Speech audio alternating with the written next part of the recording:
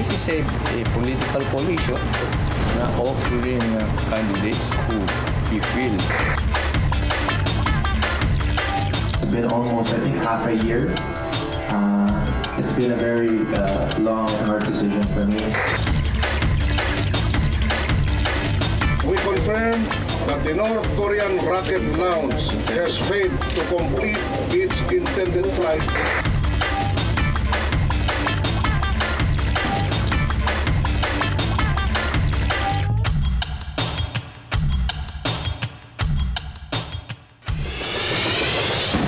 Pag-uusapan natin ngayong gabi ang pinaka-nakagigimbal na balita nung nakaraang linggo. At hindi ito yung sumablay na missile launch ng North Korea o yung naging girian sa pagitan ng China at Pilipinas sa Scarborough Shoal. Ito ay may kinalaman sa desisyon ni Donald Trump na payagan Miss Canada na isang transgender, payagan siyang sumali sa Miss Universe. At para maliwanagan tayong lahat, may bisita tayong dalawang beauty queen. Una-una, si Miss Gay Philippines Earth 2012, Michelle Viñas. And 1999 Miss Universe first runner-up, of course, Miriam Kiambao. Hello, everyone. Hello. Hi. Kasama rin natin ngayong gabi si Chito Alcid, ang pinaka-organizer ng Miss Gay Philippines. Kumbaga siya ang Donald Trump ng Miss Gay Philippines. Chito, briefly, are you against this decision of the Trump? I am against his decision because my stand is that the Miss Universe pageant should only be for naturally born women. Miss Philippines Earth? Of course, I'm agree with this because it's a chance for us transgender to compete. It's always been our dream to join Miss Universe pageant. Chito, agree or disagree? Though I am the founder and producer of Miss Gay Philippines, I disagree. Kasi dapat sa Miss Gay Philippines sila sumali. Kaya nga may Miss Gay Philippines. At tama si Miriam, kailangan born female ka talaga. What is it about, yun na nga yung pag-open ng door sa mga transgender na talagang parang that doesn't sit well with you? In my humble opinion, the Miss Universe pageant should only remain amongst naturally born females. Bakit? In my case, I joined because I wanted to represent the Philippines. Being a woman, being a Filipina. And the essence of a woman, gaya nga ni Soshmita said, ay ang pagluwal ng isang buhay dito sa mundo. But that's not all about the essence of being a woman. There's a lot of things na kailangan natin ipakita sa buong mundo na hindi lang pagluluwal kasi not all women lumuluwal. Definition of terms lang muna tayo. Transgender ang ginamit na salita sa Miss Universe. Meaning to say, anyong babae, pero, excuse me, hindi operada. O operado. Ikaw ba transgender, nagpapalit Not ka yet. na? Ay, hindi. Sooner or later. No. Ikaw ba sapat na may sarili kayong pageant, kailangan pang ma-penetrate mo yung Miss Universe? Yeah, Miss question. Universe is the biggest pageant in the world. That's why it's called Miss Universe. Eh bakit hindi na magkaroon ng Miss Transgender Universe? Exactly. Yeah, exactly. Marami naman pera si Donald. No, Yeah. no, isa ang sagot dyan. Yeah. Hindi ka pwedeng gumawa ng Miss Gay Universe dahil hindi naman lahat ng bansa meron. Ang active lang dyan, Philippines, Thailand, China, Asian country. Yung mga ano pa. Kumuha muna tayo ng backup para mas maliwanagan tayo sa Sige. issue nito ng isang pang eksperto. Sa newsroom, may isa pa tayong eksperto sa mga beauty pageant, Mr. Paolo Billones. Siya yung expert siya dahil madalas siya mag-host ng Miss Philippines. Michelle. And you are? Okay. Hindi mo ba ako nakikilala? Baliktangbalan! Magsasalta ako bilang isang host ng mga pageant. Nawawala yung purity ng isang pageant, no? May mga intrinsic na disadvantages diyan yung babae. Ibig sabihin, tagilid ang mga babae. Ako, sabihin ko sa iyo. In my opinion, tagilid ang babae. Number one, genetics. Ang lalaki, mas matangkad. So may advantage yan sa mas mahabang bisik. Ang hinahanap sa mga pageants, siyempre, pag nakabikini yan, mahaba, long limbs, di ba? Pag sabihin natin, nagkaroon na ng tulong ng doktor ang iba't ibang bahagi ng katawan, tuloy-tuloy na yan hanggang sa mukha. So, pag pinag-usapan natin ang natural beauty, nawawala na rin yun. And again, Donald Trump, magaling na marketing man yan, you can also assume na he saw it as an opportunity para paingay ng Miss Universe pageant, which recently... There you go. That's it. Hindi masyadong maingay. So, it's still all about It's money. all about dwindling viewers. Yes. Donald Trump is businessman and a showman. Yes. The more Tanong ko views sa it inyo, makes. hindi nyo ba papanoorin ang Miss Universe na may mga contestant na lalaki na ganun, na mga may ex-man na kamukha nito? Ex-man talaga.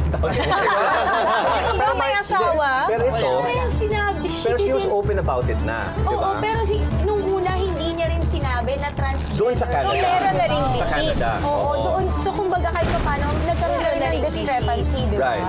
But you have to understand, in Canada, which is a very liberal society, for them, they don't ask those questions. Bilang isang babae at dati nang sumali. Okay. May sasali. Offense, pero kukunin ko na yung partner ko. Kasi mag-news na. Ay, ipwento mo muna yung sagot mo. Yun na, hindi ako Sige. Bye-bye. I feel so sad that this homosexuality phenomenon has spread so much. It's stolen our men. Alam niyo mga kalalakihan, gay man o straight, kailangan namin kayo. Bakit? Kailangan namin kayo para i-pursue kami. Kailangan namin kayo para romansahin kami. Kailangan namin kayo para protektahan kami. Kaya mga kalalakihan, sana huwag kayo mawala. Kailangan namin. Huwag ka na mawala. Sabi nga ni Miss Miriam Kimbao, konti na nga lang daw. Nakikiagaw pa kayo. Bigyan naman natin pagkakataong mag-speech ang ating Miss Gay Philippines. Phenomena, what Miriam said, yun na nga, it's time for us to be rewarded. Ito na yung inaantay namin, acceptance, equality. It doesn't matter if you're gay, lesbian, or transgender. It's all about the decency of life that you have right now. Obviously, maraming ayaw. But it would seem that it's probably a start. Okay, maraming salamat everybody. Miriam, Chito, and of course, Michelle. Let's give them a round up. That the North Korean rocket launch has failed to complete its intended flight. Okay, Derek Ramsey, finally, isa ng ganap na kapatid. Correct! OMG! Finally, kapatid na nga si Derek! Laila Chikadora. Ikwento ko. Ingat ka at baka yung dalawang katabi mong babae. Ingit-ingit sa iyo. Sobra. Gusto na nga nila akong dambahin sa mga pinagahalikan ako ni Derek. Okay. Pruweba, pakita mo yung ebidensya. Ay, why not? Kaya lang baka lalo kayo mainggit. Sorry ha. Meron tong pahintulot ni Angelica Panganiban. Alagaan ko si Derek. Allowed yan, allowed. For the next 3 years na nandito siya sa TV5. Okay. Gusto mo yung picture. Ikaw na. Ako na talaga. Pero gaano ba, sir, natin katagal niligawan? It's been almost, I think, half a year. It's been a very long and hard decision for me. Hilig ko talaga ang sports, hilig ko talaga ang traveling. And TV5 recognized that and they're trusting me with my first project of being Amazing Race that is perfect for my personality. Because we all know that Derek is an athlete, he's a sportsman talaga, di ba? So, Original love niya is really sports. yes, oo. Pero ang number one love niya, sabi nga niya, si Angelica. Okay. Malinaw yan. Pero ito, ano yung reaction ni Angelica nung lumipat na nga finally si Derek? Eto na yung... Magkahiwalay kasi na nag-Holy Week si Derek tsaka si Angelica. Si Derek nasa Australia. Si Angelica was shooting a movie with John Lloyd Cruz. Hindi ko nabalita sa kanya na we already made the announcement. So pagbalik niya, may nag-interview sa kanya sa airport at sabi niya, nakakaloka ka, hindi mo naman sinabi sa akin na lumipat ka na pala. Nabigla ako doon, hindi ko alam ano sasabihin ko. She's very supportive. She's very happy for me. Pero we keep our careers separate. we don't get involved with each other's career. Ikwento mo naman sa amin yung... Ano ba yung parang meron bang nagkaroon ng welcome party for Derek? Actually, ito nakikita nating picture na yan. Yan yung contract signing niya. That happened April 10 sa Shangri-La. Shangri-La Hotel. Kasama niya dyan, syempre, yung ating mga big bosses, ang ating President and CEO ng TV5, si Atty. Rey Espinosa, and Head of Entertainment na si Sir Percy Intalan. So yan yung day 1 ni Derek. Pero wag ka, may May 2 pa talaga. So yun na nga, day 2, nagkaroon sila ng very intimate dinner with MVP, with our chairman. With the family of Yes, Derek. so yun Mother, nga. father. Mother and father ni Derek. Kumbaga sabi nga ni Derek, masyado akong na-overwhelm kasi nararamdaman ko na hindi lang ako yung mahal ng TV5, kundi pati yung family ko. And it is very important to me. I'm very appreciative of that. And, that was a very important factor in the decision I made. So talagang na-appreciate niya yung gesture na yon ni MVP. So ipapadala din si Derek sa London Olympics? Yes! Anong participation nito? Sabi nga ni MVP, parang Derek will be playing a very integral role. We're sending a media team, Ray, to London, and Derek will be an integral part of that team. We will have to brief him on the representation the Philippines could have with respect to the London Olympics. Apart from the media team na ipapadala natin doon, si Derek then will also be one of the hosts natin for the 2012 London Olympics. And British because it's British, you know. It's born there. Yeah, it's like British, you know. It just so happened. British naman si Derek, di ba? Hindi naman siya anak ni Elizabeth. Ito ba yun? Hindi ko siya nanay, pero ako daw yung papa niya. Sa akin bagay si Papa Derek, no? Sobrang bonding sila ng gabing yun. Ang cute talaga nilang tingnan na Derek sitting down in one table with the family, with MVP and the other bosses. Ang ganda. Ang ganda talaga. Sobrang mararamdaman mo na sobrang welcome at well-adjusted na siya. Nakaka-overwhelm siguro talaga. At na-capture talaga ng TV5 yung gusto talaga nangyari sa career. Yung passion for sports talaga, yung main reason kung bakit siya napalipat or bakit siya lumipat with TV5. Kasi hindi raw yun maibibigay nung kabilang network. Good luck sa mga shows mo, Papa Derek. At pakakaabangan ko ang guesting mo dito sa Dokumentado. Last week, drawing lang tayo ngayon. May picture na tayo ng Una-3 ballistic missile ng North Korea na pinangangambahan magbabagsak ng mga refrigerator na debris sa hilagang bahagi ng Pilipinas. Hindi na nangyari ang kinakatakutan ng lahat. Dahil birthday mo, bumili akong kwitis. Quality ba yan? Panoorin mo na lang. Anong ginawa mo? Sapot? Beb, so Una-3, ibig sabihin may Una-1 at Una-2? Yes, sir. Yung Una-1 and yung 1 parang hindi announced. Pero apparently may 1 sila. Yung 2, yung una nilang pinalipad nung 2009, nabubagsak somewhere in Japan. So yun medyo hindi rin successful. Ito, minutes pa lang yung itinatakbo, hindi pa siya umaabot dun sa di ba meron siyang track na kanyang pupuntahan na yung kanyang flight path. Navigation. Oo, dun pa lang siya wala pa siya dun sa unang dapat babagsakan ng kanyang unang parts. Una pa lang, bumagsak na agad siya. Nandun siya, hindi pa siya nakakalayo ng Korean Peninsula. This is now the official statement coming from the chairman of the National Disaster Risk Reduction and Management Council, the Secretary of National Defense, Voltaire Gasmin. We confirm that the North Korean rocket launch has failed to complete its intended flight and fallen off the sea west of Korea. Hindi siya umabot sa kanyang orbit. Apparently, hindi talaga siya nakalayo. So, it's a big embarrassment sa North Korea. Nga, ang kinatatakutan nga ngayon, anong implikasyon nito? Baka mag-alboroto. Yun. You know naman how deadly the regime in North Korea is. It's last surviving communist hardline state in the world. Yes. Pero yung maganda dyan, parang nabunutan tayo ng tinig, especially yung mga nasa northern part of Luzon.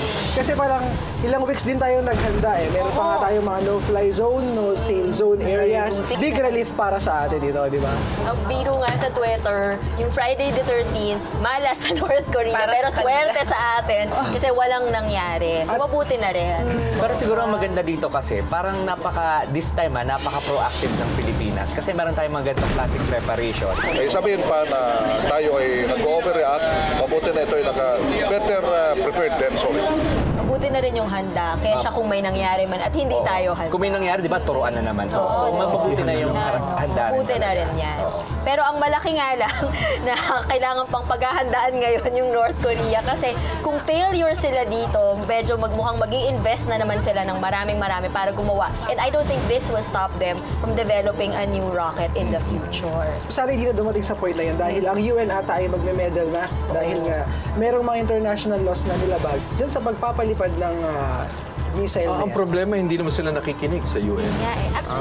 Winarningan sila ng Amerika, winarningan sila ng UN, winarningan sila ng Japan. Ang sabi ng Japan, lumipad yung missile nyo, babarilin namin yan. Ang sabi ng Pilipinas, wala tayong pamaril na nga. Iwas na lang tayo. Iwas na lang tayo. Intindihan, di ba? UN, English, Korean, kaya tsaka ngayong nalaglag na kasi siya sa teritoryo ng Korea, ang haka-haka ngayon, hindi ko pwede nang kunin ng South Koreans at in partnership with the US, yung kanilang failed missile. Anong gagawin nila dito? Pag-aaralan nila para titignan na, ano nga ba naging intensyon dito? May nuclear warhead nga ba? Did they try na makaabot ito sa ibang bansa? Kasi abot ang US eh, kung ganun dun sa kanilang plano. So yun ang isa-study daw nila in the days to come. Pero yung bang dalawa nakalipad or isa lang yan? Hindi siya dalawang rocket. Actually, yung plano, parang di ba pag nanonood tayo ng launch sa Houston, ng rockets to space, di ba may unang malalaglag. Yung first na malalaglag, doon siya malalaglag somewhere between China and South Korea. Yung pangalawang malalaglag na debris, yun yung sa Pilipinas. So yun yung parang dalawang phase. Ang nangyari, nalaglag kaagad lahat. Submarine nga daw eh. Sabi ni Eric. So yun. Mabigat, may dalang mga pasalubong. Success o fail man ang mahalaga, ligtas ang sambayanan. At para sa inyong kaligtasan, manood lamang ng Dokumentado. Because I always have this pain here, but I had additional pain here and more pain before.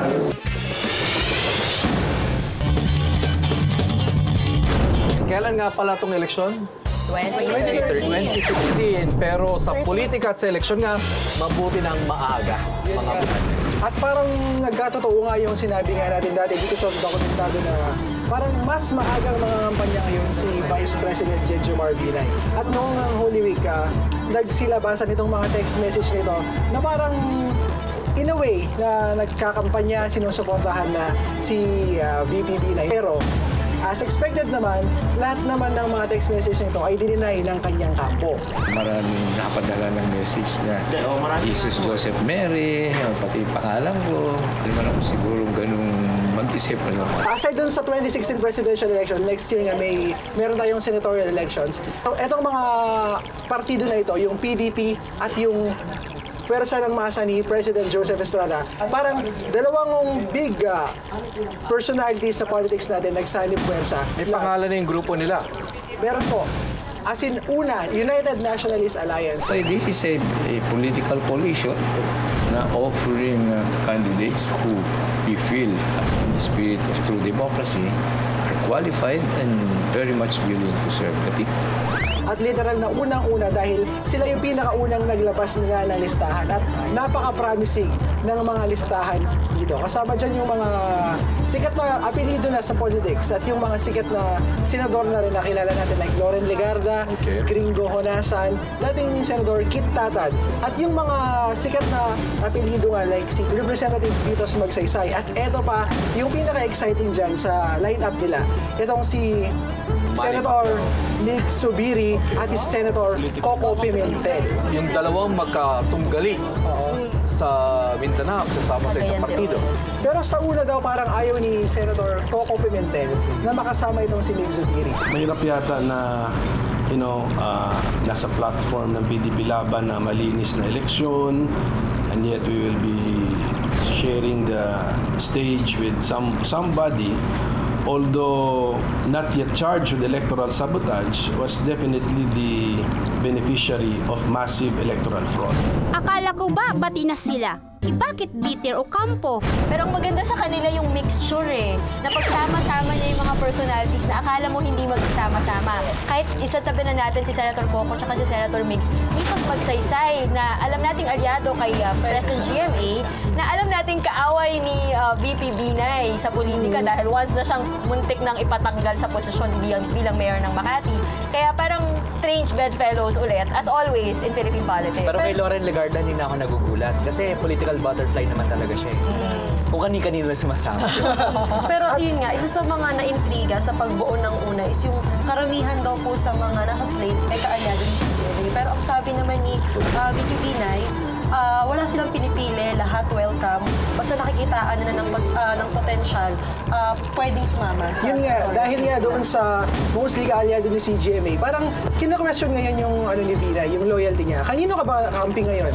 Kay Pinoy o kay CGMA? Pwede bang isama niyo ako, no? Hindi na, madam. Puno na ang jeep ko. Sige, habulin mo kami. Aray, no? Wala akong dahilan para mag-iwalay ng iba ho yung issue, iba ho yung samahan. Ako, dahil ko ipagmulungan. Hindi ko kakalimutan. Mostly kaalyado ni CGMA. Mahirap ding tanggapin yung statement na yun dahil after all, nandyan si Binay na kalaban ni CGMA at nandyan din si Erap na pinakulong ni CGMA. Mas siguro totoo yung naging statement ni Bev na talagang pagpolitika na yan, politics is addition. May bagong sakit daw si GMA at shingles ang tawag. Anong klaseng... I'm shingle! I'm shingle Pero ibang shingle yan. Ibang shingle. Yan yung kanta, di ba? All the shingle ladies, all the shingle ladies. Kasama BS Biology graduate. Ang shingle ay kamag-anak ng chickenpox at herpes zoster. Because I always have this pain here and this pain here, but I had additional pain here and more pain before. Last night, that Friday. Ba't ganun pag tuwing haharap siya sa korte, nagkakasakit siya? Ayan, yung mga aparato niyang gano'n, nagkasakit siya. Tapos ngayon, may sakit sa balat naman. Habi talaga ang magkasakit? It runs in the family, no? Mahina lang talaga resistensya ko, no?